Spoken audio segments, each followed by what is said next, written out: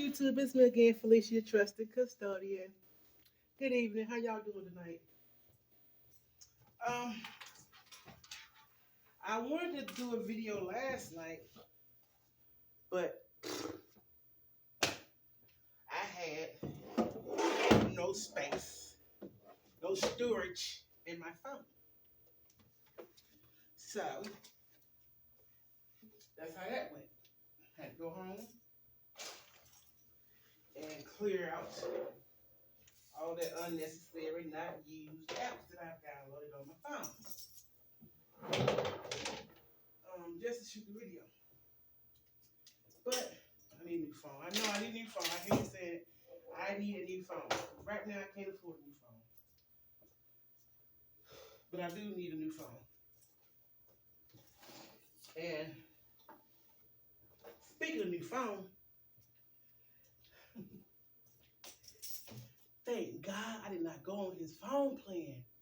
Do you not know what I would have been going through today if I'd have gone on that man's phone plan? Shit. Ooh, child. But yeah. Enough about that. I was speaking to my cousin today. I only have one relative up here, up here in Michigan, where I live. And I was speaking to her, find out that we lost one of my aunts died. She was married to my she was married to my mom's brother, her oldest brother. And she passed. And one thing, I hope y'all can look at me, I'm outside. But I'm outside.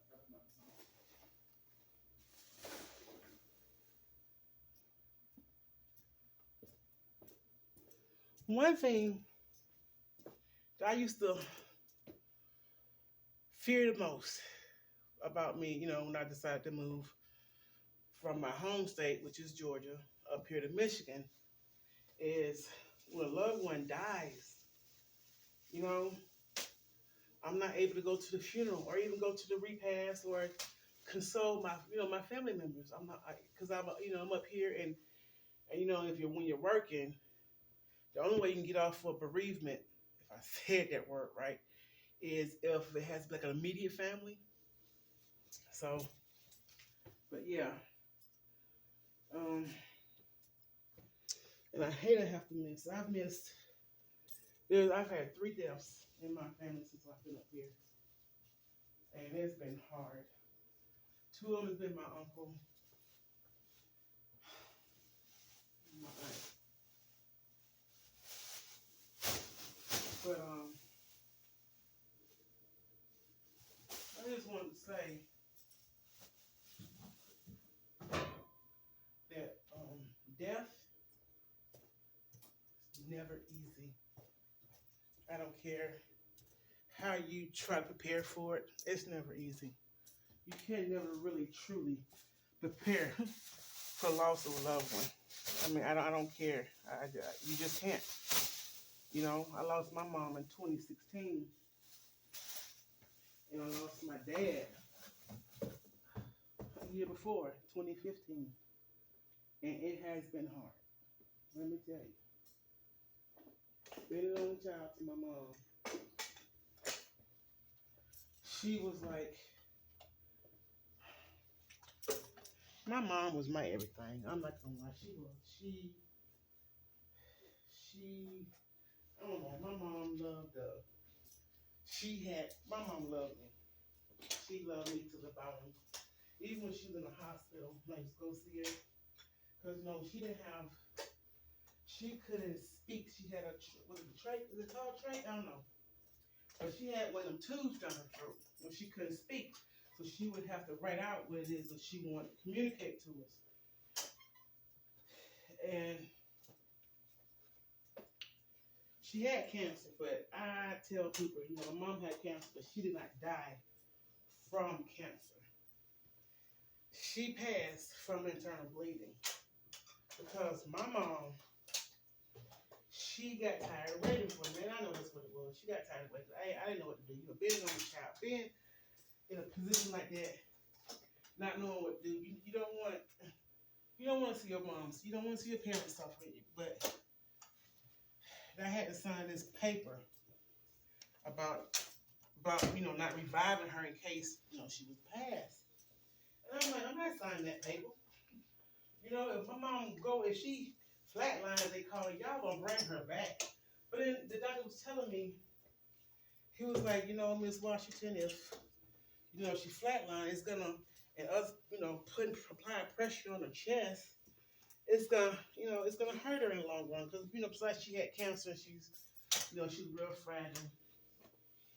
Because they didn't want to they couldn't even do chemo on her. They were afraid that it wasn't the good blood cells that she had doing chemo. It was gonna just eat up the the good blood cells. In other words, it was gonna speed up the process of her cancer. This is what I got from it. And so I did it. So I was on my way to work. Because I used to go by every day, every morning before I went to work. That's when I work at morning shifts at a hotel, Hampton Inn. And every day I would go, see her. I always wanted to be, the first face she sees when she woke up. And the last face she saw when she went to sleep at night. So I would go to the hospital every morning, before I went to work. So this one particular morning I was at the hospital. I went to the hospital with her. I mean, to sit with her for an hour. And she wrote down on a piece of paper, "It's my time. It's my time now." That's what she wrote. It's my time now. That's what she wrote. It's my time now. And I'm like, "Mom, what you mean by it's your..." I looked at her like, "Mama, what you mean by it's your time now?" And she just gave me that look. And I'm like, okay. I'm like, "Mom, everything's gonna be okay. They're gonna, find a way where you're able to breathe without that thing." But it didn't happen like that. But like I was saying, she pulled that tube out her throat, child. She pulled it out of her throat. Knowing she knew what the consequences was, because the doctors, he came in the room right when they put the thing down her throat, and they was telling her that if because they used to have to restrain her, which it used to break my heart seeing her arms tied to the bed. They restrained her in order to keep her from, pulling the thing out of her throat. So she stopped trying. I think my mom was smart. She was a very smart woman. And when she pulled that trachea out her throat, child, and them people called me,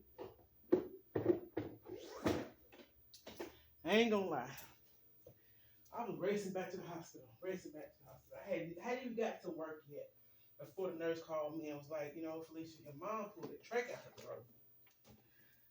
So I turned around, did you in the middle of 85, did you headed back to the hospital. I get there, they had this thing on her this mask on her mouth, and it would blow up, and when it blew in air, it made her cheeks real big. It was breathing for her. In other words, she couldn't breathe because she had cancer, and the cancer had spread through her entire body, even her brain, her bones, everything. And I knew my mom was in pain. She was in a lot of pain because she would complain about how her head was hurting, and I couldn't do nothing. That's a, whew, child.